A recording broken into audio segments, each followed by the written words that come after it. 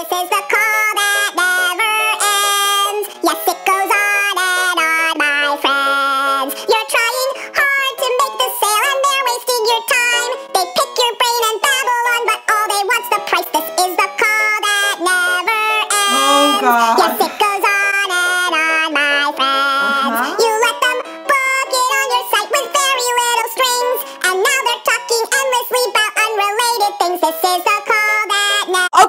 Okay, I've had just about enough of that.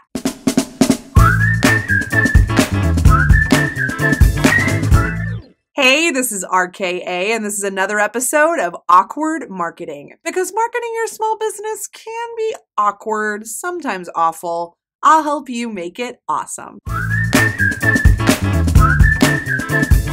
I don't know about you, but I have a love-hate relationship with sales calls. On one hand, I love getting to know new people, and sales calls are one of the most important ways I pre-qualify folks who are the right fit for my services. On the other hand, I found myself on more than a few seemingly endless sales calls that were just a prospect's way of trying to pick my brain or get a price and run or treat me like their business therapist. Before you know it, an hour of what could have been billable time has slipped through my fingers and nary a sale was even close to made. Luckily, these days, those sales calls that Lamb Chop was singing about don't happen too often because I figured out a few hacks for sales calls that make them more positive and productive for me and the prospect.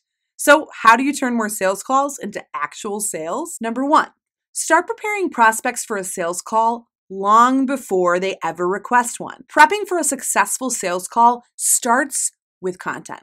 The content you share on social media, the content on your website, the content in your lead magnet. One of the jobs that your content has to do is to prepare prospects to become your client, often before they're even thinking about becoming your client. You want to create content that educates prospects about how you work, your approach, your philosophy, and put that content front and center in all of the places that you meet potential clients. If you want an example, you're looking at one. Any prospective client that watches this video is going to get a feel for my style and my approach and what my sales process looks like. Yes, I'm educating you, my viewer, on how to improve your sales calls, but I'm also educating you, my future client, on what it's like to work with me. Number two, pre-qualify prospects before the call. I talk about the importance of pre-qualifying clients in the episode 4 Ways to Avoid Clients from Hell, so you'll want to check that out to get the full scoop. But here are the Cliff's Notes. You want to set up your sales process to weed out the wrong fit clients before you ever meet with them. In my case, this means having an application process that the prospect must go through before we ever schedule a phone call. Some might call this overkill, and many people have encouraged me to lower my barrier to entry. But I have found that this helps me save my sales calls for the people who are truly serious about working with me and have many of the qualities that I'm looking for in an ideal client. Number three, once they book that call, you want to manage their expectations right away. One awesome way to do this is to send a follow-up email with info on what you'll cover on the call and how they can make the most of their time with you. Bonus points if you do this in a quick 1 to 2 minute video that you embed in the email.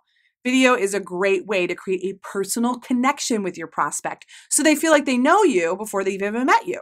And it sets you apart from the crowd of folks who simply have a scheduler and a boring appointment confirmation. The other benefit of this expectation setting email is that you're creating an agenda for the call. This isn't a time to pick your brain about anything and everything related to their business or treat you like a biz therapist and pour out all the ways they've been burned before. You control the agenda, you control the meeting, and you give your prospect a sense of structure and confidence that if you can lead a sales call, you can certainly lead your work together as well. Number 4, once you're on the call, listen more than you talk.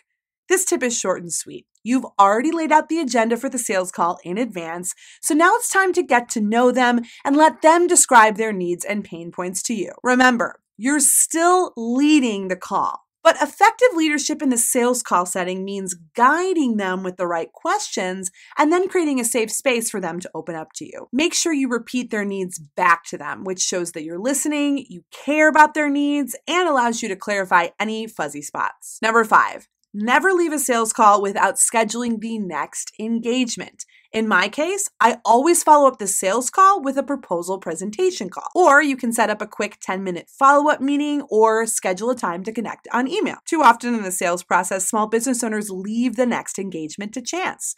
They'll have a sales call, send the proposal, and then wait by their inbox with bated breath for a response. I don't need to relive my dating years and my sales process. When is he gonna call me? Schedule your next engagement, prepare your prospect to hear from you, and then when you do follow up, you won't feel like you're salesy or nagging them. You already scheduled the interaction. Notice that none of these hacks are about manipulating, pushing, or sliming your way into a sale.